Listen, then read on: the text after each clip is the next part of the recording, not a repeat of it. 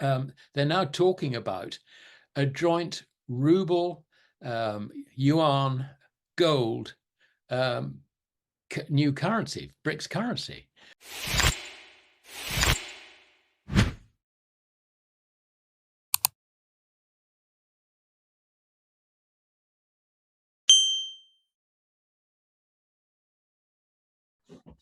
Yeah, I think the first thing we have to understand is that a lot of the countries which have expressed an interest in joining BRICS owe money in dollars.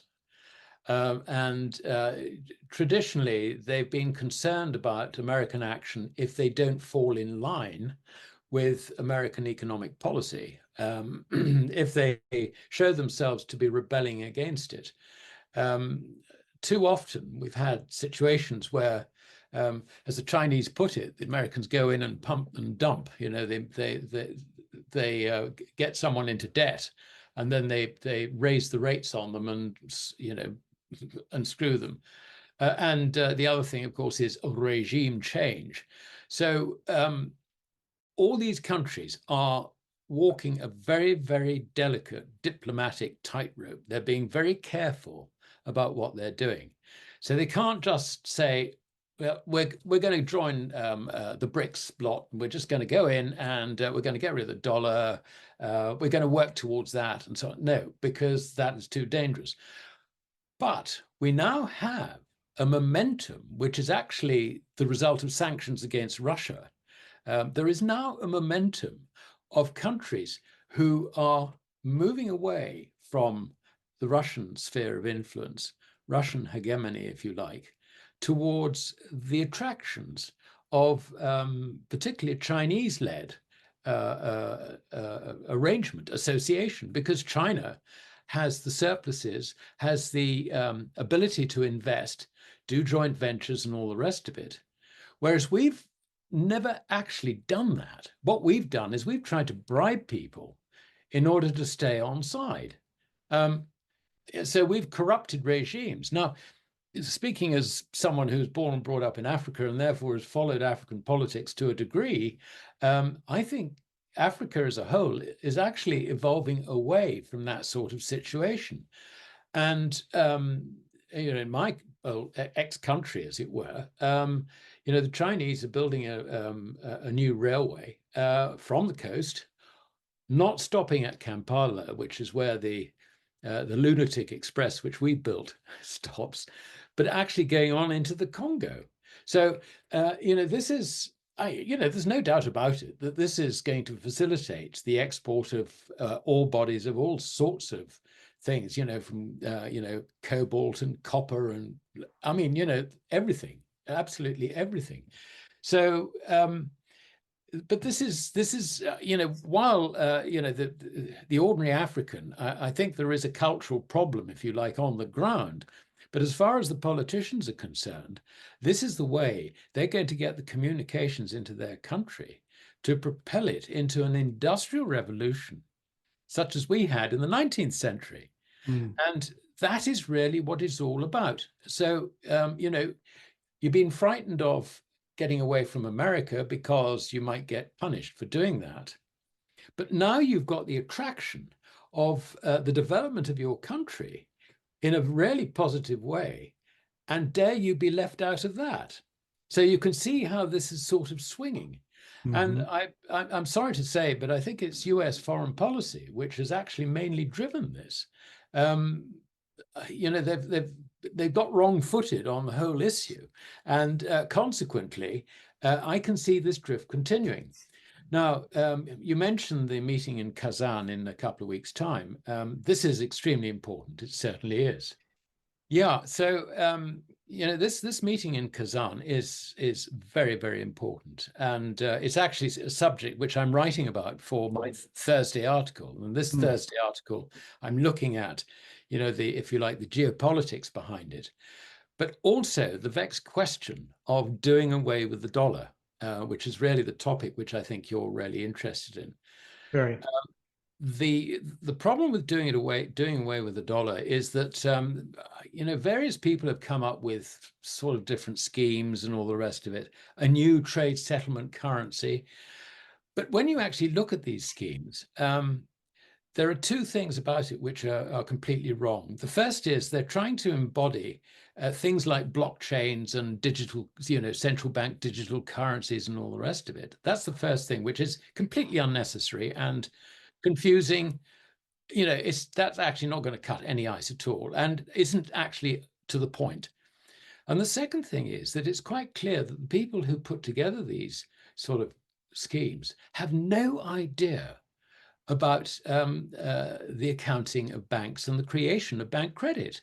They really just do not understand the relationship between money, which is legally gold, to a lesser extent silver and copper, and credit. Now, what is interesting is that Russia has struggled very, very hard to try and get something together. It tried to get a new gold-backed, and I put that very loosely in inverted commas, currency on the agenda in Johannesburg last year, and failed to do it. And it was opposed, I think, very strongly by India, who again has this problem. I mean, they've got business in the West and business in the East and all the rest of it, and a very, very heavy Western influence. I mean, the Bank of England, if you like, is consulted on the appointment of the governor of the Reserve Bank of India. Those old ties are still there, amazingly. So India had a problem with this, and China, as far as China was concerned, she was looking at this and thinking, well, if we have a gold-backed currency, then this is going to be bad for the dollar, bad for Western currencies, and is going to threaten our export markets. Upon which, in other words, China was signaling we're not ready for it, if you like. So, but we're 1 year on, and Russia has worked very, very hard with something like 200 meetings, seminars, whatever, all aimed at Brexit nations joining Brexit. Nations on the list. I mean, something like, as you say, something like 140 or so turned up. Particularly big things like the St. Petersburg Economic Forum. But the actual list is probably a bit tighter. We're looking at about maybe 40 nations, but some of them very, very significant. Like Malaya, Indonesia, which is a very I mean, that's almost a G20. I think it is a G20 now. I think so. So there are some very, very serious players in there moving towards this grouping, as it were. Now, I mean, there's a journalist who I follow. I mean, everything he writes, I read because he is so informative, and that's Pepe Escobar. And he wrote an article, I think it was on the 26th of September, about China. And there was a throwaway paragraph down at the bottom of the article. And that is, it was something to the effect that they're now talking about a joint ruble, yuan, gold, new currency, BRICS currency. Now, this is very different because what we're no longer talking about is, sort of having, if you like, the unit type proposal, which was actually put up by a couple of fund managers. It looked like it was an official document. It wasn't. It was actually two fund managers who, as I say, don't actually understand credit, bank credit in particular.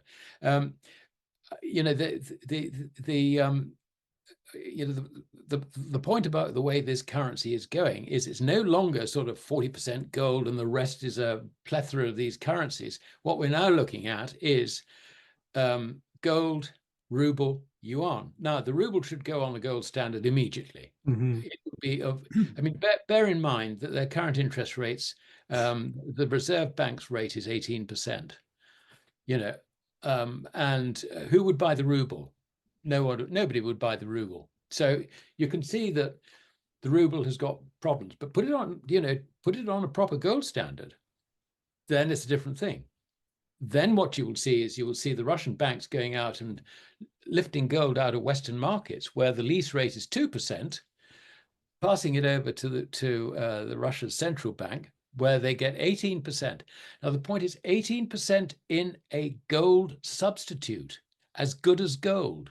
This is the whole point. So, that's why really that's the role of an interest rate, not to try and manage the economy, but to manage the gold reserves.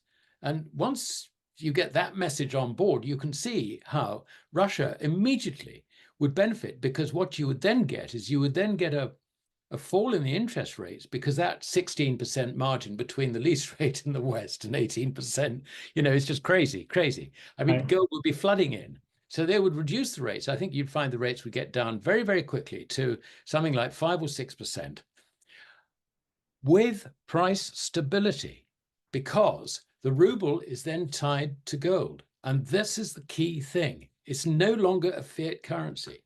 So, Sergei Glaziev has actually written about this, putting it almost in those terms. So, there are elements, if you like, at the top table in Russia that do actually understand the argument that I'm making.